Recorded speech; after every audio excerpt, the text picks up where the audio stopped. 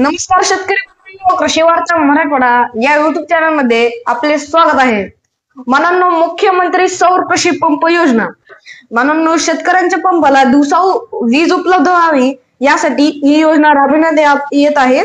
मनांनो, आणि याच योजनेमध्ये ज्या ज्या शेतकऱ्यांनी पेमेंट केलं होतं त्या शेतकऱ्यांना कंपनी निवडण्याचं म्हणजेच वेंडर ऑप्शन आलेलं आहे.